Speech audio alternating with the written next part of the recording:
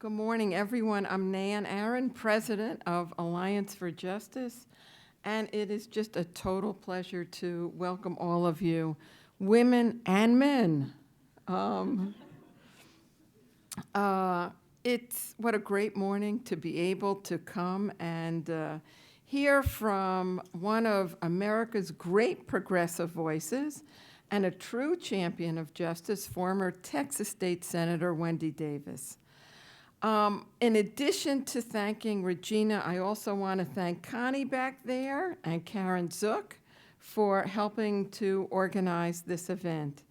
And I want to thank AFJ's interns and our staff and summer associates for their work on this event and so many other projects.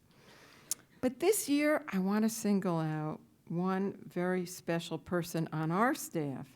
Today is the last day for our Associate Outreach Director, Kelly McIntosh. Kelly, over the past 15 years, she has organized scores of events like these, been our ambassador to our own member organizations and to thousands of groups around the country, and generally worked miracles for us. Kelly, thank you. Can we give Kelly a round of applause?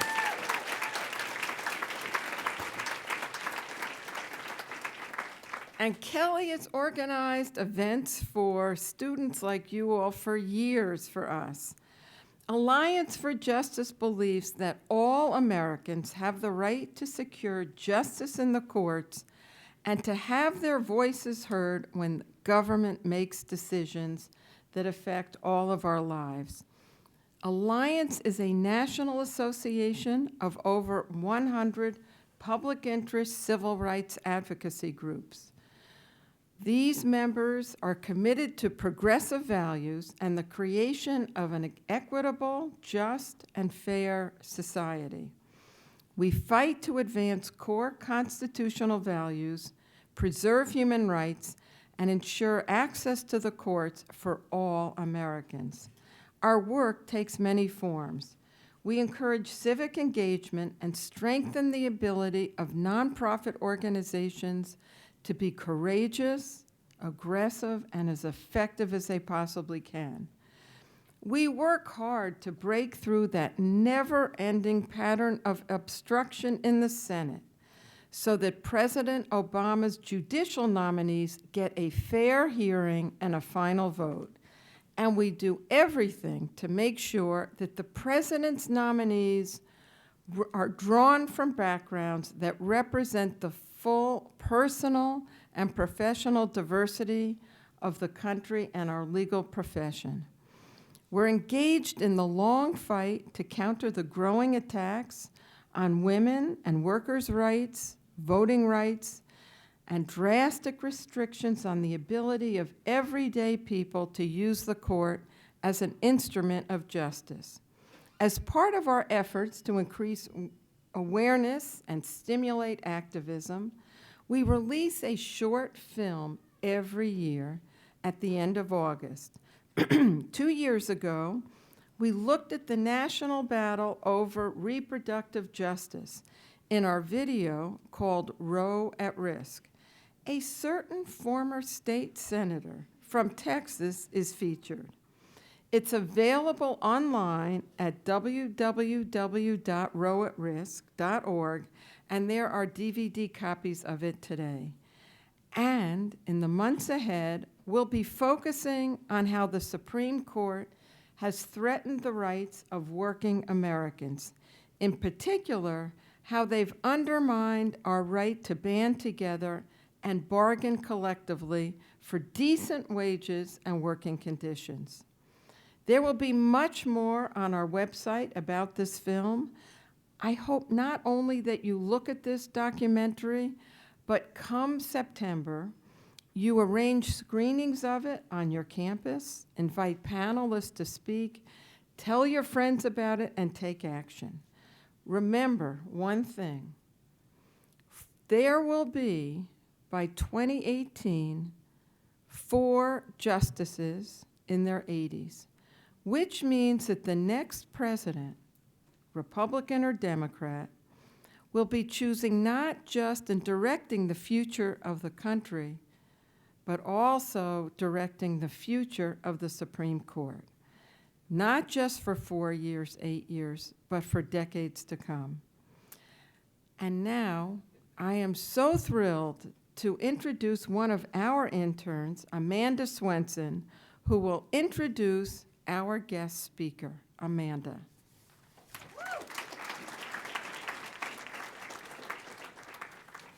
All right. So, hi, my name is Amanda Swanson. I'm one of the aforementioned interns, and I've been at AFJ for about 8 months now. First things first, we're going to get some housekeeping done. Make sure you get out your phones, follow us at AF Justice, follow at Wendy Davis and AFT Union, and be sure to live tweet the event, AFJ with Wendy and hashtag Breakfast with Wendy. So before we get to the reason you're all here, in true DC fashion, I'm going to talk about myself. So my foray into activism sort of started when I was 8. I was a really weird 4th grader, and I decided that John Kerry 2004 was the absolute best fight I could get involved in. I was a single-issue voter at the time. I relied entirely on my minimal understanding of then President Bush's support of the Yucca Mountain Project to inform my opinions. But regardless, I insisted that my mom take me down to the Kerry for President office in Reno, Nevada, and let me sign up to canvass. So as an 8-year-old, I was given exactly 1 block to canvass. One of the houses was my own, but I thought that I had found the absolute best way to spend a weekend ever, which is, I know, really nerdy. But I never really guessed at the time how much this would impact the way that I operated in the future. By 10, I was protesting for no-kill shelters. At 13, I threw my support behind President Obama's 2008 campaign, which was significantly more successful than my first endeavor. And by 17, I was helping OFA develop state strategy for Nevada in social media and communications. But it wasn't really until I got to college and saw firsthand the epidemic of sexual violence on campus that I found a cause in particular that I knew I really needed to fight for. Since then, I've done a lot of advocacy in as many forums as I can. From peer education programs to my internship here at AFJ, I've had the pleasure and opportunity to really get the tools to make an impact. But I think the most important part of being present in this movement are the activists that I've had the distinct privilege to work with. These individuals show me every single day what it looks like to be strong and poised and dedicated, and I've never in my life met a group of people who are so deeply committed to making progress and supporting their communities. Whether it's through a major action, a rally, a sit-in, or just a few words of encouragement, they show the entire world that in the end, activism at its base is about the people and about the community as a whole, not just individuals. Our speaker today shows us just that and is the epitome of what it means to be a fighter. At age 14, she began selling newspaper subscriptions to help supplement her family's income. At 19, she was caring for her baby daughter and holding down jobs to make ends meet. But she was never one to give up easily, as I'm sure we can all relate to. After finishing first in her class at Texas Christian University, she graduated from Harvard Law School and subsequently served 9 years on the Fort Worth City Council. But it was during her time as the state senator that Wendy Davis became a household name, and certainly when I first noticed. For 11 straight hours, she stood before the chamber and defended the right of millions of women to safe and legal abortion access. Also, I have the same tennis shoes. So her takedown of SB 5 was only the beginning. She has proved herself a tireless advocate for gun control, education access, veterans affairs, and, of course, reproductive justice, proving to countless young activists like myself that we really do have an ally in politics. So I'm proud and honored to introduce our speaker and one of my personal heroes, Wendy Davis.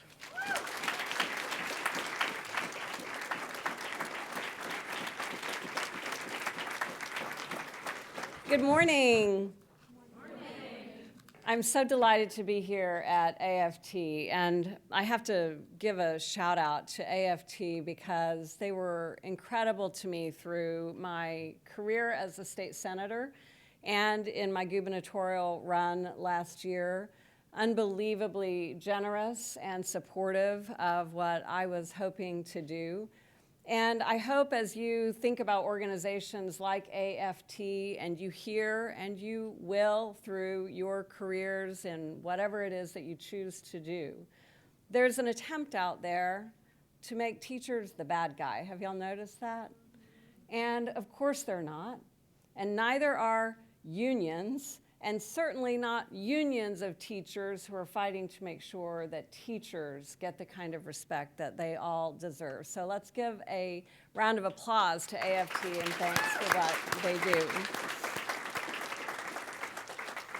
Amanda, thank you so much for that lovely introduction. It was really fun hearing a little bit about you and what brought you to all of us today. And that's what I want to talk to you about you and why you're here.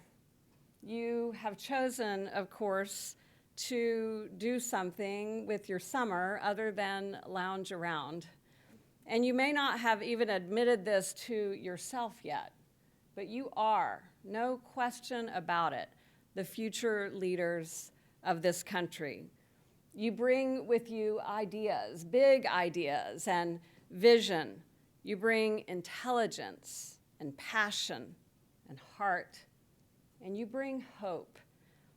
You could be enjoying your summer doing so many other things, but instead, you've chosen an internship, probably unpaid, to work on something that matters. Somewhere along the way, like Amanda, you began listening to a voice deep inside of you that called to you, that asked you to consider something bigger than whether you could carve out a decent life for yourself.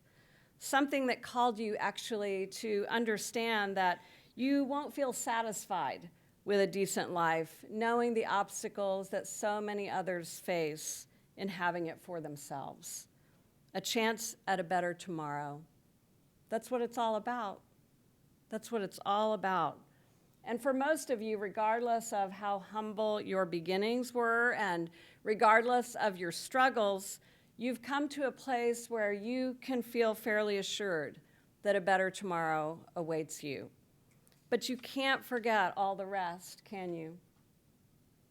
You cannot forget that for whatever reason, all the rest of those folks who are working as hard as they can for a better tomorrow aren't going to find it. For the first time in generations of Americans, their hard work is not going to be enough to create a better tomorrow. So you've been called upon to work on that, to play some role in turning it around. Why do you suppose that is? Maybe you've spent some time examining what it is in the story of your life thus far that made you who you are, that gave you the drive that you have. Perhaps you haven't yet figured out where that drive came from, but I would encourage you to think about it and come up with an answer. Because to understand what drives you will empower you to tap into it when the bright light of your optimism can get murky and dishwater gray.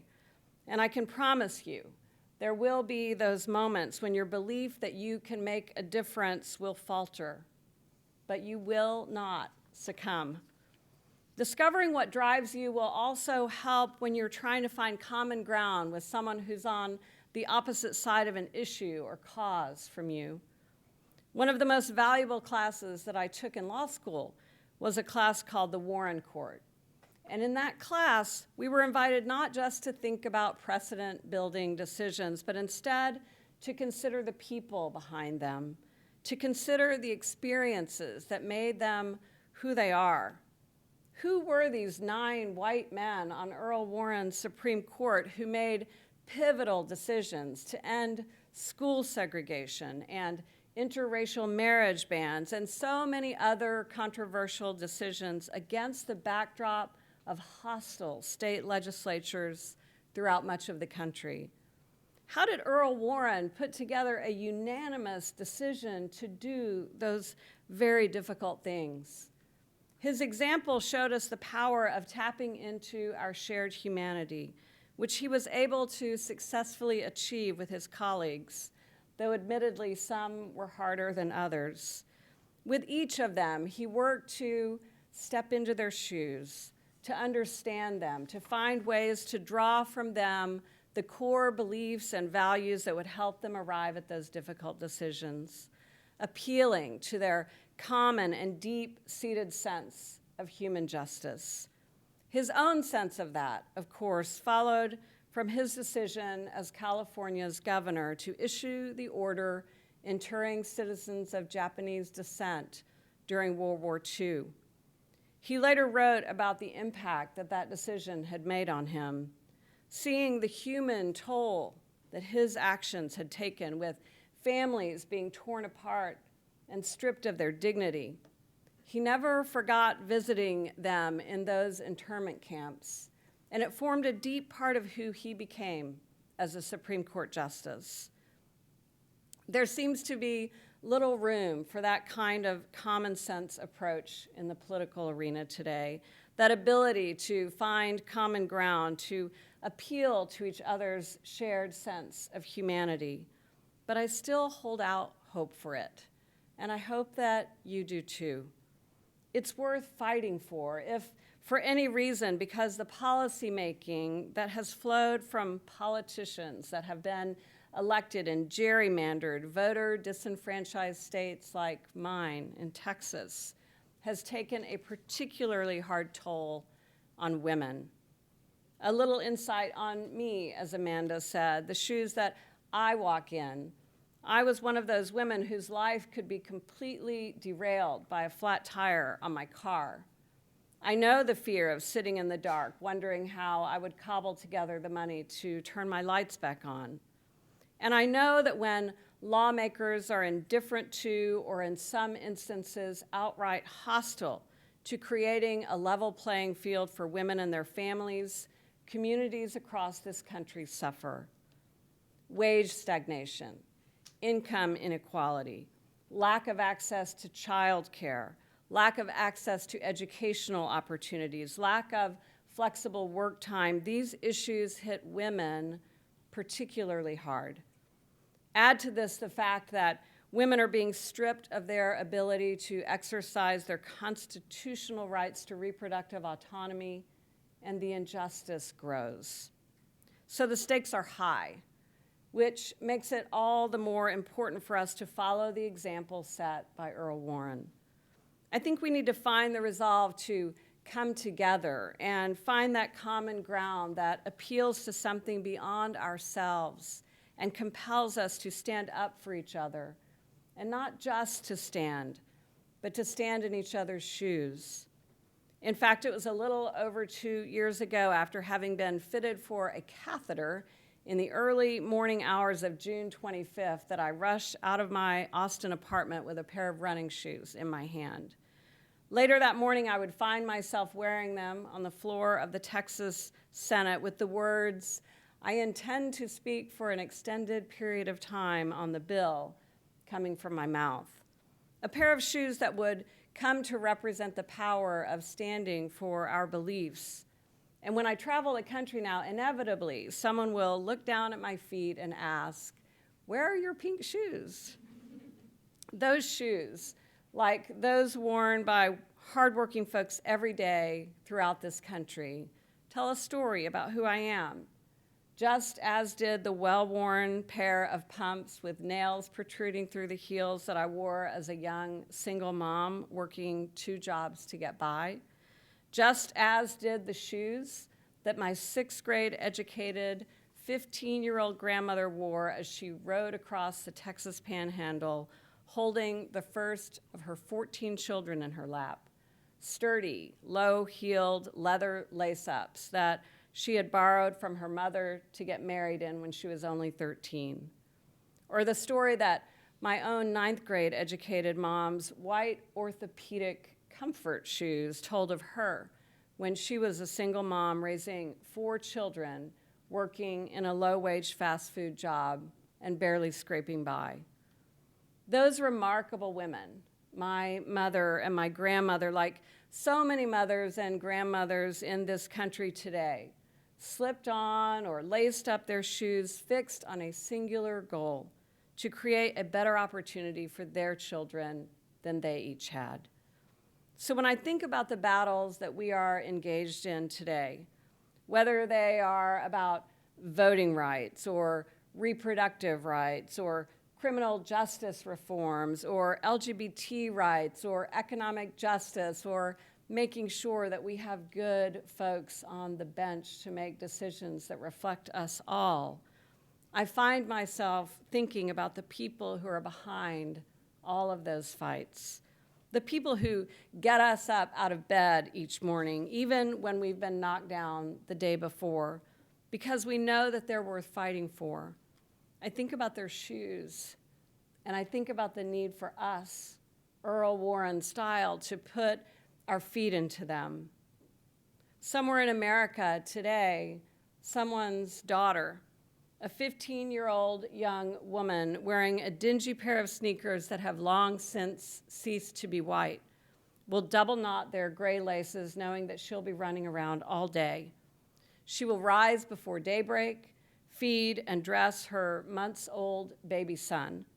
She'll rush down the street just in time to climb aboard a bus, lugging her baby, the stroller, and a backpack filled with yesterday's homework.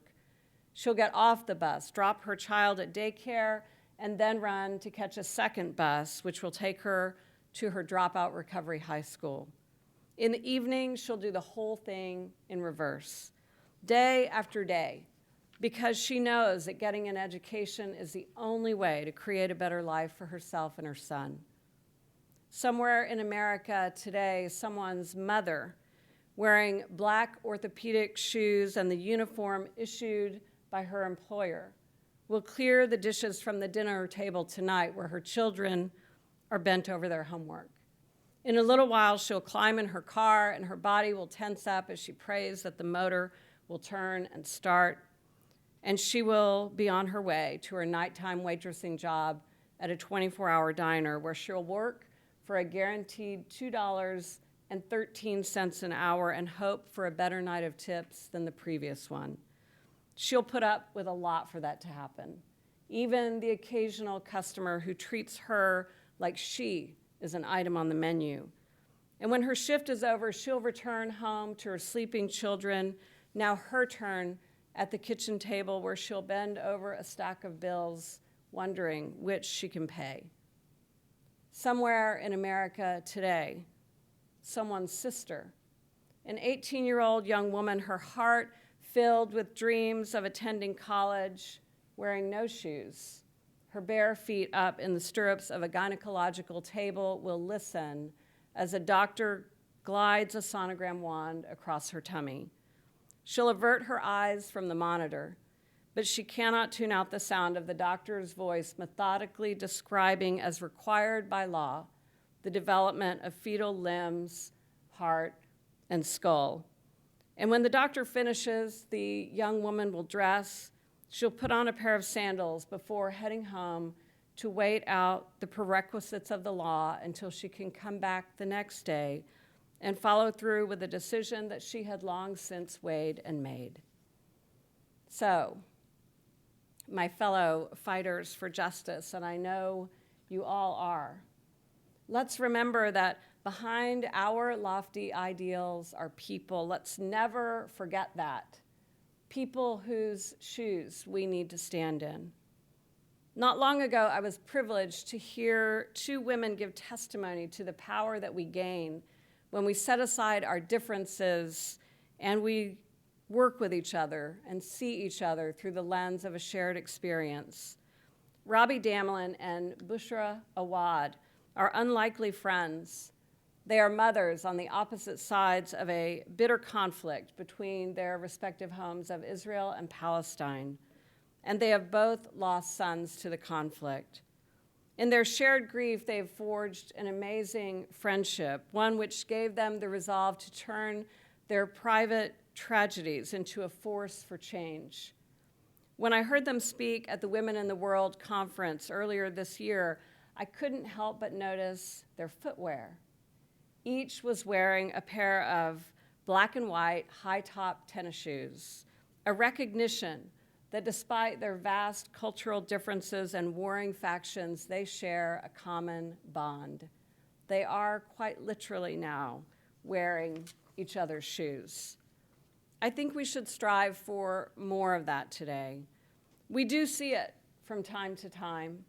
People from different walks of life coming together to protest the low wages of fast food workers, folks coming together to fight for marriage equality, people crying out against racial abuses by police reminding us that Black lives matter, and the thousands of people who came together in the Texas Capitol 2 years ago to protest an anti-reproductive rights bill. Poignantly and beautifully, it was their voices, not mine, that carried that filibuster past the midnight deadline. The memory of that inspires me to believe in what can happen when we join together. And I hope that it inspires you too, because that power is in each and every one of us. The power to place ourselves in each other's shoes, the power to unite each with the other toward the common understanding of each other's human experiences of joy and triumph, failure and sorrow. The power to stand up for each other. Now, I know a lot of folks from your generation feel like the political arena might not be the place where you feel you'll make a difference. Maybe you feel that the political arena is a place where nothing good gets done, and I could understand why you feel that way. You'll be tempted to stand up in other ways, to exercise your desire to make the world a better place, and that's all fine and good. But make no mistake about it, we have to have people on the inside of the political ring in order to truly make a difference. Is it ugly? Yes. Is it hard? Yes. Does it feel like pushing a boulder uphill sometimes? Yes. But you've got to fight the temptation to believe that working within the political arena is futile. That's what the other side is hoping will happen, that we'll abandon the fight or be forced out of it. I've seen that in my own state, in Texas. Folks have become conditioned to believe that their voices just won't matter, so why bother? But as long as we buy into that, the problems of this country are only going to increase. I want to leave you by encouraging you to get in that ring. And not just put your boxing gloves on, but put your boxing shoes on. And don't be dissuaded by getting knocked down every now and then. Lord knows I have landed on my keister a time or two. But I got to tell you, my mom and my grandma, they did not raise a quitter. And I am not done yet, and neither are you. We are only just beginning. Thank you all so very, very much.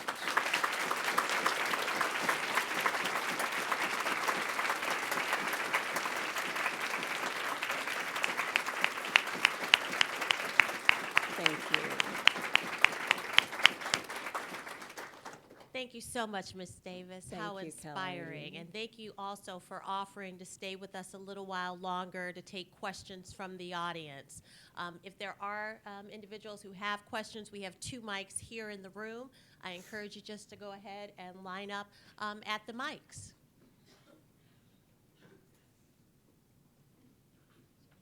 Hi. Hi, thank you for being here today. I was just wondering, how do you think we can engage college students to fight the stigma against abortion? By telling our stories. I think there's unbelievable power in telling stories. There's an effort right now under the name 1 in 3, I think it's called. See, I love you're shaking your heads. You probably know more about this than I do.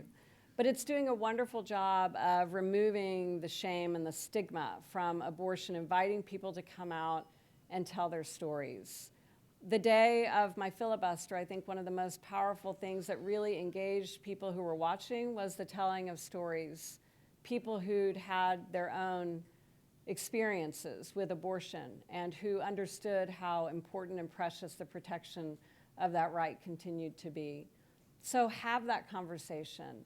Talk with your friends at school, men and women alike, and encourage them to share their stories and to not feel shame about exercising a constitutionally protected right that forms a part of making sure that they can be all that they can be. Thank you. Good morning. Good morning. Hi, everybody. My name is Bria Harden Boyer, and I attend an all-women's college in Atlanta, Georgia. It's called Spelman College. And I feel like it would be a disservice right now not to really speak about some issues that are going on, especially in your state, with the death of Sandra Bland, Yeah. which was ruled a suicide. And being that you are an advocate for not only women's rights, but like the inequality and the abuse of women, I feel, in my opinion, I would want to know not only your stance in the death of Sandra Bland, but what can we do to prevent these things from happening in the future, not only to women, but especially women of color who might not be able to wear those beautiful pink shoes that you had and speak Yeah. their stories. Absolutely. So her story, of course, is unfortunately representative of so much of what we've been seeing in the media in the last couple of years primarily. But it certainly hasn't only been happening for the last couple of years. If you watch the video with the DPS officer, you show immediately that he becomes hostile with her and steps outside his role of professionalism. And whether Sandra's death actually was a suicide or not, and there will be greater investigations to try to get to the bottom of that, there's no doubt that his treatment of her that night led to her ultimate death, no question. And I think it's important for us to call it for what it is, to use it as an example for further training. It's disappointing and scary to me that that experience happens in a state like mine and in so many states around this country. Someone asked a great question the other day on Facebook, an Anglo woman. How many times have you ever been stopped for failing to signal a lane change? Well, I never have. And probably most white people would say they haven't either. But I imagine that many people of color could tell the story that they have. And that's a wake-up call for us to do something to make sure that we're reforming our criminal justice system and that people are treated fairly and not based on the color of their skin. Thank you so much, and on behalf of Spelman College, we really encourage you. Thank you, Bria. Thank you. Hi. This really sucks being short. Sorry. I'm just gonna take it out. Okay. I'm also from Texas. I'm from the Dallas DFW area, so TCU is not far from where I live. I have two questions for you. The first is, how do you feel about selfies with interns? I'm actually not kidding. I love a good selfie. I love doing selfies. Okay, great. Okay. And also, the next question is, being that I'm from Dallas and I go to school in the middle of Missouri, which is in the middle of America, and the fact that I am a woman of color, what advice do you give to people like me when they're trying to make a difference, but like you said, their voices are not necessarily being heard? So what advice can you give for someone who feels disenfranchised, but also wants to do something, but doesn't necessarily have the resources to do it? So think about your 8-year-old self and all those 8-year-old little girls that need to see someone like you fighting for them. And be inspired by that and believe in the power that you have. If you look at Congress right now, if you look at the court system, you don't see a lot of faces like yours there. You don't see a lot of faces like mine there, even. And we know that in order to really be representative of the concerns and the goals and the values of a diverse population in this country, we have to have diverse voices there fighting to make sure that those perspectives are understood and heard. So find that confidence in yourself to be able to do it. I will tell you that the first time that I ran for office, city council in Fort Worth, I lost. And I thought I was going to die. I literally did. Because it was the first time I'd ever tried at something and failed. Last year I ran for governor. I failed to win. But I didn't fail in fighting for something that mattered to me. And I didn't fail in spreading the message around my state about some of the injustices that were occurring there. I didn't fail to talk about money and politics and how it has literally taken away the voices of everyday people from the conversation. And I know that you have that in you because you're here today and you're working on something bigger than you. So just tap into it. Start in whatever way feels comfortable to you, even if it's running for a position in your college system, and then keep going. And look for mentors, and I'm happy to help you along the way. So, would you recommend law school or just? I have no idea. I love the fact that I have a law school degree, even though I didn't really love practicing law.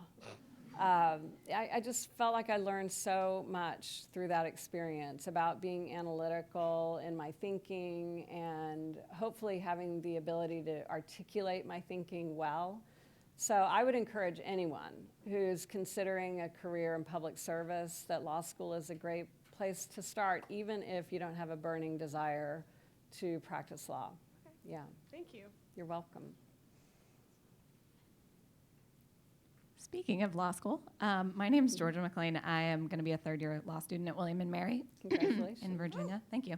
Thank you so much for speaking to us today. And you talked a lot about how your grandmother and mother strove to, sort of create a better life for you. Mm-hmm. And sort of in my own educational experience, I'm not sure that my parents' generation had the level of student debt that I'm going to have when I graduate.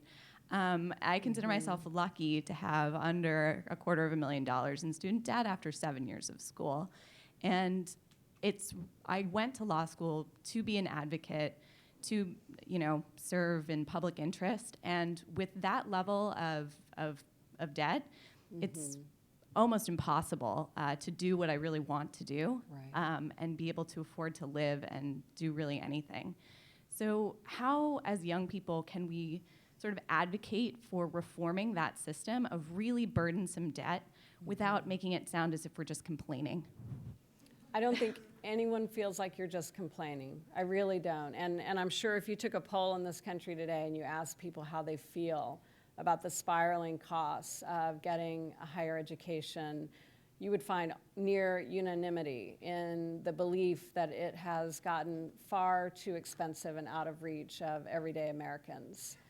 There's so many families right now that are having to make a decision between sending one or both or all three of their kids to school and looking at enormous debt in order to do it.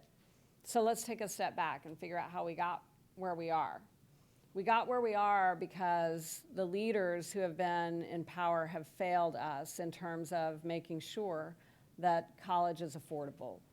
Just to give you an example in my own state, in a tough budget year about 10 years or so ago, a decision was made that rather than the state giving its normal share to the university system, it would deregulate tuitions and allow the colleges to raise those monies on the back of the families who were sending their students there. That had a tremendous impact, obviously, on the costs of college, simultaneously paired with the fact that student loans and the ability to access financial aid went down dramatically. So let's start with those elected folks who've obviously forgotten and left behind the fact that they probably went to school at a time when it was affordable, that they have the privilege of serving in office because they now have the resources to do it because they're not suffering under that crushing debt. And let's work to elect people who understand that enough that they're going to fight to change it. Thank you. You're welcome. Oh, I'm sorry. I've been ignoring the side of the microphone. Sorry. I just wanted to say thank you for coming. I missed you at UC Berkeley. this past semester because I had class.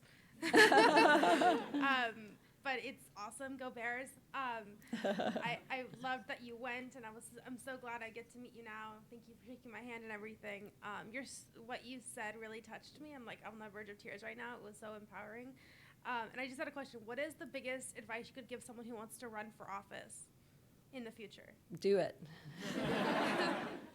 Literally. And I know that sounds trite, but do it. Surround yourself with people who believe in you, because you really need that in the hard moments when you're running for office. And believe me, you find plenty of critics when you've put yourself out there to run.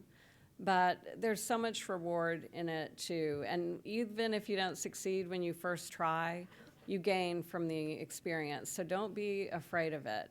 And start wherever feels comfortable for you. You know, whatever your passion is. Run for office in the environmental group at your school, or whatever it is that causes you to find that fight inside your belly.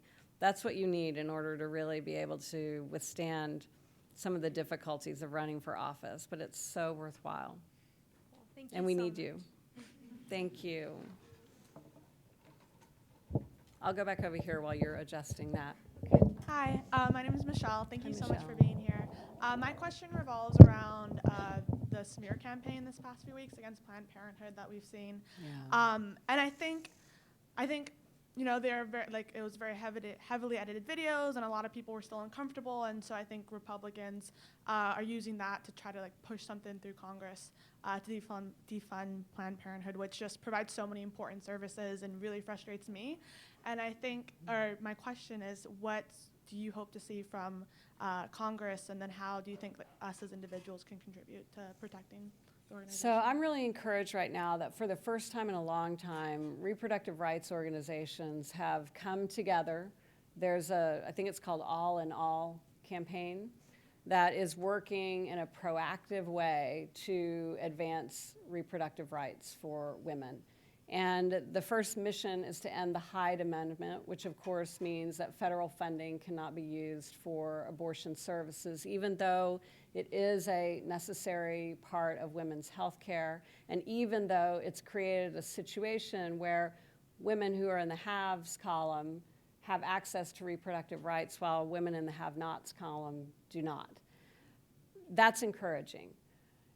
It's not surprising that we find ourselves again with an attempt to distort facts in order to try to bring public opinion to a place that is anti-abortion. It's going to continue. It's never going to go away. And it's up to us to continue to talk about why that's such an important part of women's health care, and to make sure that we hold our head high as we talk about it, and we don't go into the corner and hide with shame, which is exactly what they're hoping to cause. We know how important that right is and that it's worth fighting for. But let's keep in mind, too, that when those conversations are taking place, they aren't even necessarily about the issue itself. Often what they're about is trying to sway public opinion and gin up enthusiasm from a base of voters who will come out and react to it. And what we have to make sure that we do is we stay strong in our voting as well. If I could point to one problem in this country that I wish I could wave a magic wand and fix, it would be to inspire the uninspired, the disenfranchised, to understand and believe in the power of their own voice. When conversations like this are taking place, it inspires the other side to come out and to vote. We need to make sure that we are inspired just as strongly to vote to protect the things that we know matter so very much to us. Thank you. You're welcome. Yes. Hello, Mrs. Hi. Davis. My name's Christian Jepson, and I'm a student at Northeastern Hi, University. Christian. I'm curious, short of more fundamental electoral reforms, such as reducing gerrymandering and making it easier for people to vote, what do you think are some important reforms that need to be made to our electoral system?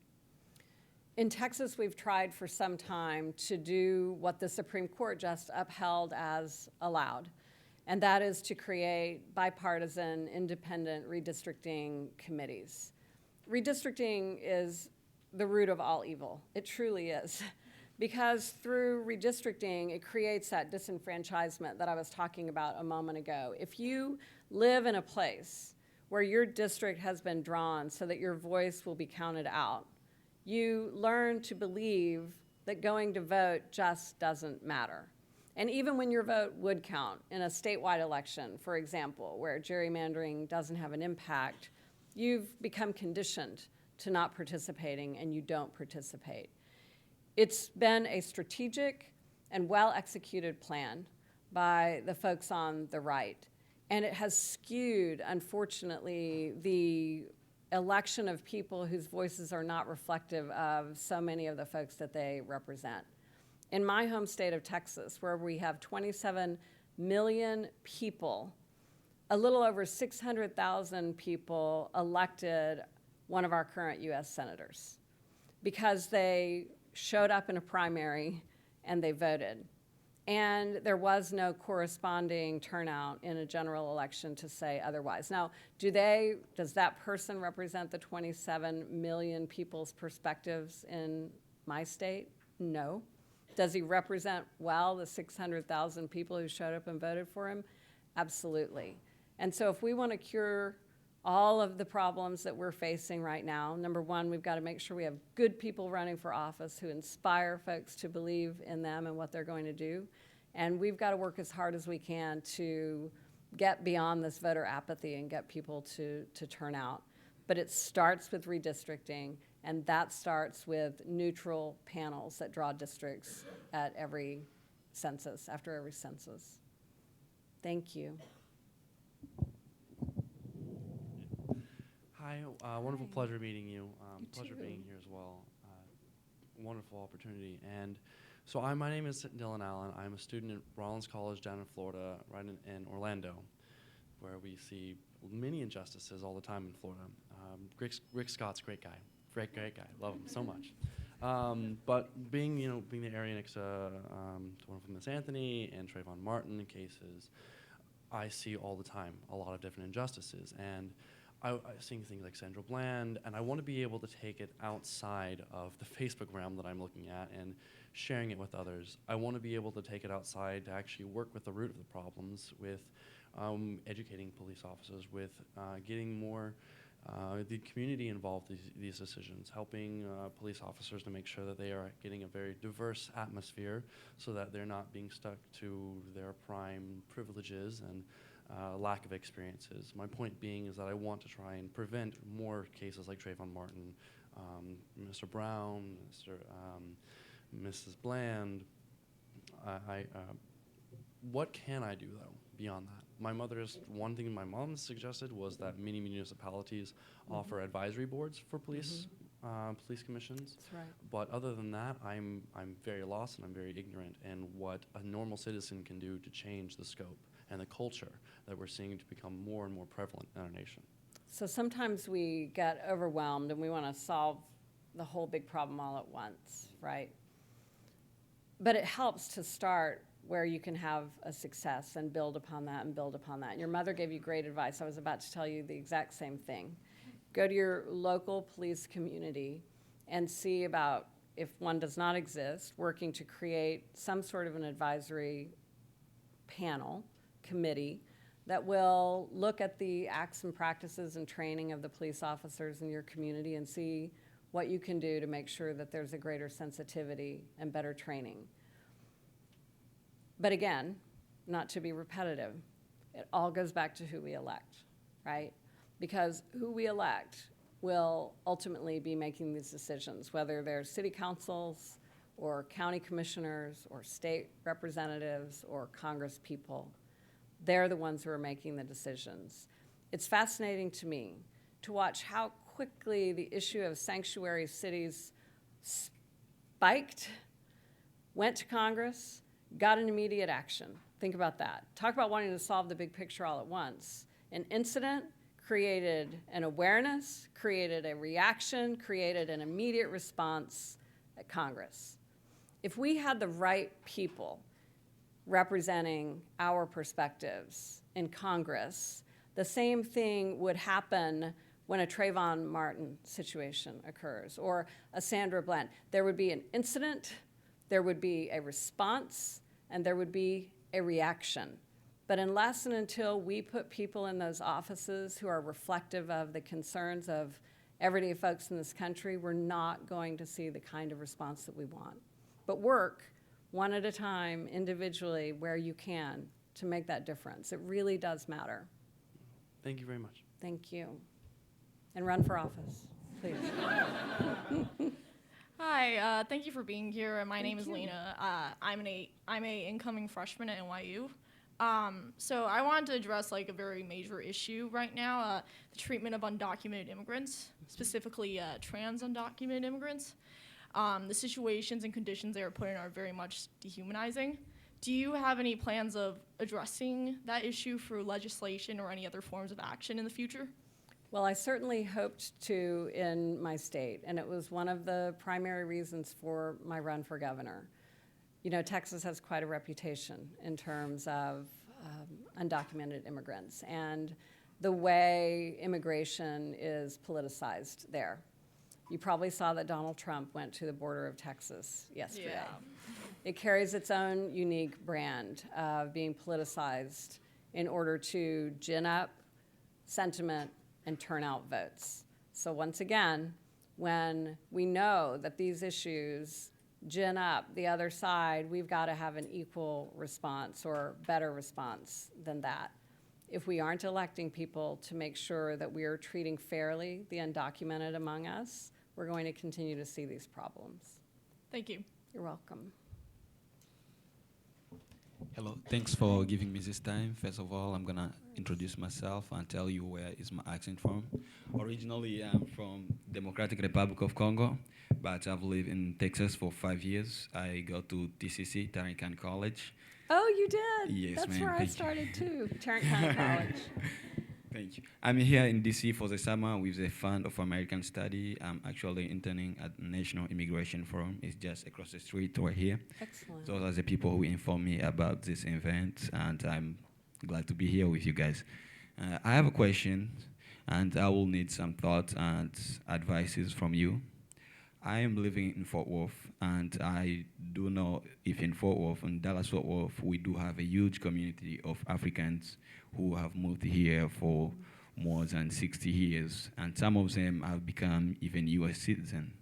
But my concern is a lot of them are not engaged in what is happening in the community. They're not living on the African-American dreams. How, as a community organizer, how would you advise, or what type of message would you give to those people so they can be aware of what is going on and prepare the kids, the new generation, to live American life? Thank you. Thank you. So nice to meet you. Thank you. Nice and to meet you too. Love hearing a little bit of your story. Education is the key. You probably know that, right? Yes, I'm ma'am. sure you've benefited tremendously ma'am. from what you've come to understand. And for a lot of folks, detachment occurs because of a lack of really understanding and a fear that if they attempt to weigh in, they won't do it well because they don't feel like they know enough. A lot of people don't vote for that reason, too. So go back to your community when you do, and one by one, and hopefully create some community gatherings where you can bring people together and talk about issues that are of concern and how their voices can make a difference. And then encourage them to choose an issue. One of my favorite organizations in Texas is a group called the Texas Organizing Project. And what I love about them is they take people in communities who feel disenfranchised, and they help them find an issue that they can work on together and find success in that. Even if it's something as simple as getting the streetlights fixed on their street. Having a win is encouragement to continue to work because you understand then the power of your voice. So think of a win and help guide that win. Even if it feels small, you'd be surprised at how empowering it can be. Thank you so much. Thank you, and good luck to you. Thank you.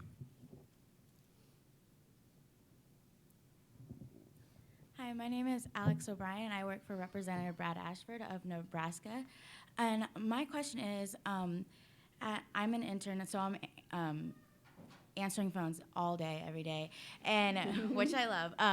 But my because I get to talk to the constituents. My question is that how can we as interns who are talking to the people, who are talking to the constituents, help them understand that what our representatives are doing is like what they need to do and is the right thing when they're opposed to what the most likely the representative is going to vote for, like Planned Parenthood. A lot of people in our district are opposed to Planned Parenthood, but Planned Parenthood is a great organization and it allows a lot of things to happen in education. So what can we reinsure to the constituents to help them understand that our representative is making the right choice, kind of to sway them to be okay with the decision? Well, sometimes you won't sway people, okay? Sometimes you won't.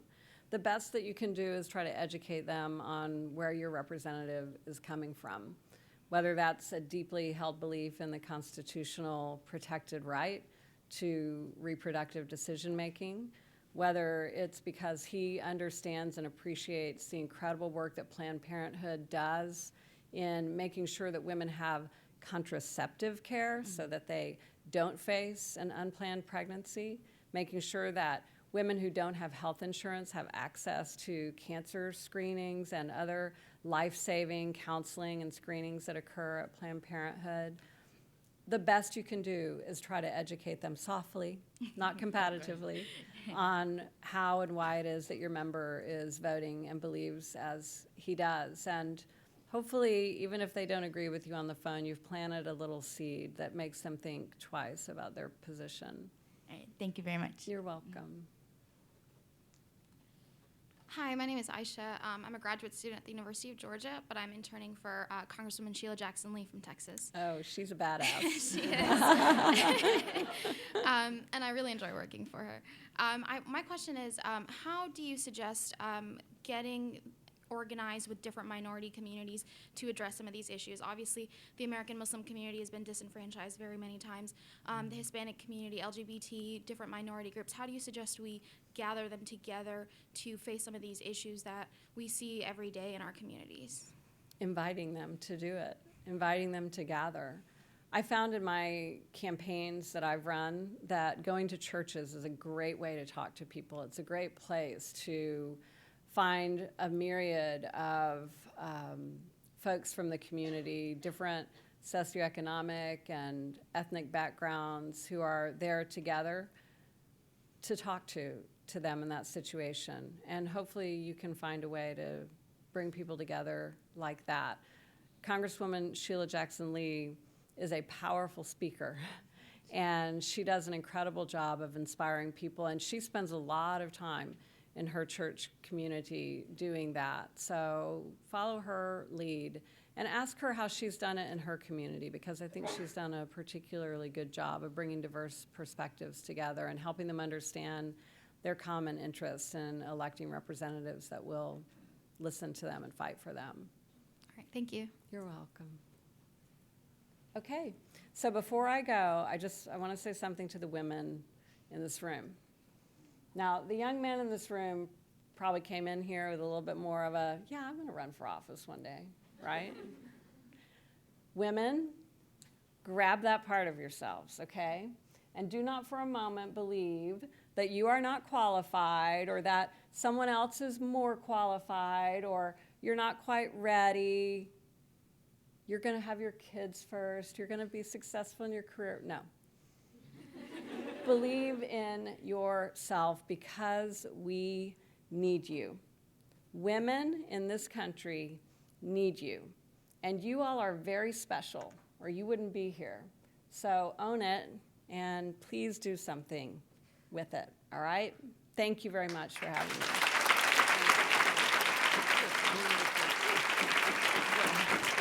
Let's give her a big, big, big round of applause.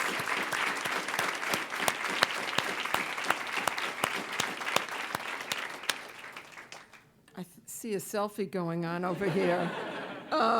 Thank you, Wendy, for your leadership, wisdom, inspiration. Thank you all.